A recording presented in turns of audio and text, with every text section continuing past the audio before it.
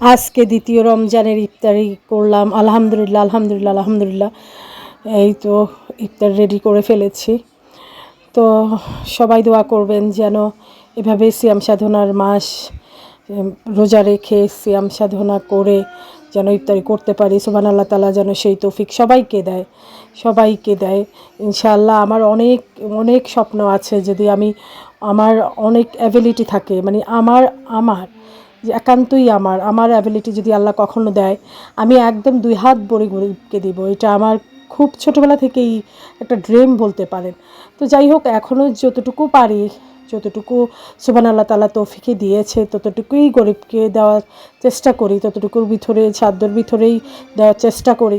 কিন্তু সাধ্যের বাইরে তো কিছু করা যায় না, যতটুকু অ্যাবিলিটি আছে তার থেকে বেশি তো কিছু করা যায় না।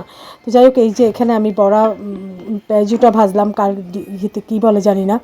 তো কেউ বড়া বলে, আবার কেউ যে পেঁয়াজুও বলে, আমরা পেঁয়াজুটাই বলি। তো যাই হোক, এখানে সালাদ, এখানে ওই যে বাবার সামনে আছে তো খেজুর নাও।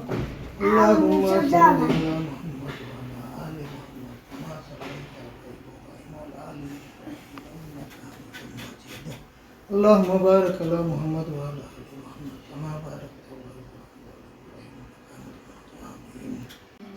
তো এখানে সালাদ করলাম, শসা, তারপরে পুদিনা পাতা, ধনিয়া পাতা দিয়ে। আর এখানে আলুর চপ, পেঁয়াজু, তারপরে বেগুনি, এখানে এগুলা ভাজা পোড়া আছে। আর এখানে এই তো আনারস কেটে নিলাম।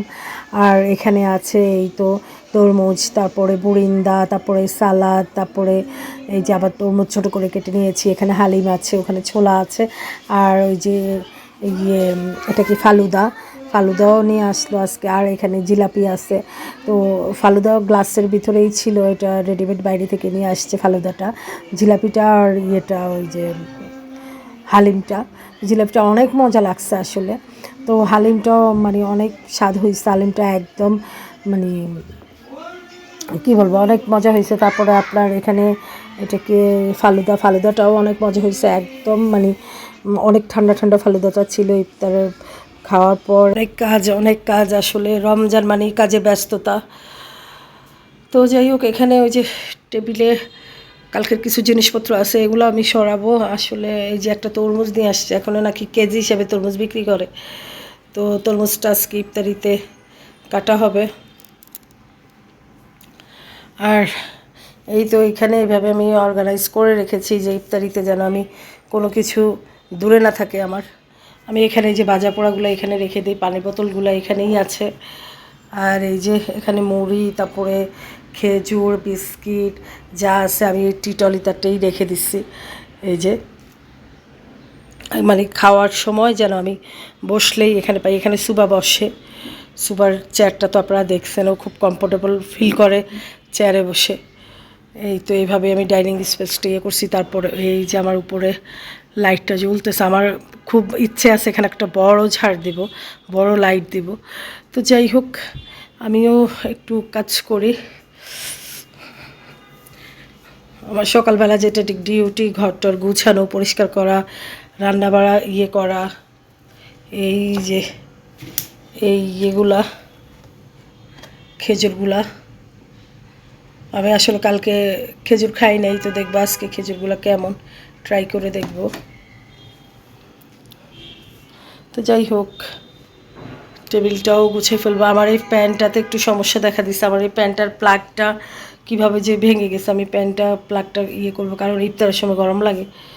তো এখানে আমি যে মুড়ি, টিস্যু এগুলোও রেখে দিয়েছি। ছেলে স্কুল গেছে।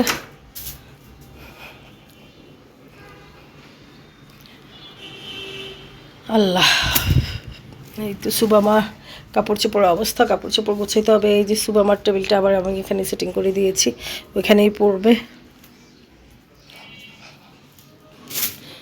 তো ঠিক আছে, আজকের ভিডিওটা কন্টিনিউ করতেছি, আপনি দেখতেই থাকেন, ভালো লাগবে আশা করি। আসসালামু আলাইকুম এভরিওয়ান, কেমন আছেন সবাই? আশা করি ভালো আছেন। আলহামদুলিল্লাহ আমরাও ভালো আছি। কাছে কিংবা দূরে, দেশ কিংবা দেশে বাইরে, যে যেখান থেকে ভিডিওটা দেখছেন, সবার প্রতি রইল দোয়া ও ভালোবাসা। Welcome back to Bangladeshi blogger মামা। আই হোপ আজকে ভিডিওটা আপনাদের ভালো লাগবে। যদি ভিডিওটা কোনো অংশে এতটুকু ভালো লেগে থাকে, অবশ্যই টুক করে লাইক করে একটা শেয়ার করে দেবেন, ভালোবেসে পাশেই থাকবেন। তো আজকে ব্লগটা কন্টিনিউ করতেছি, সকাল থেকে দেখতেই থাকেন, আশা করি আপনাদের ভালো লাগবে।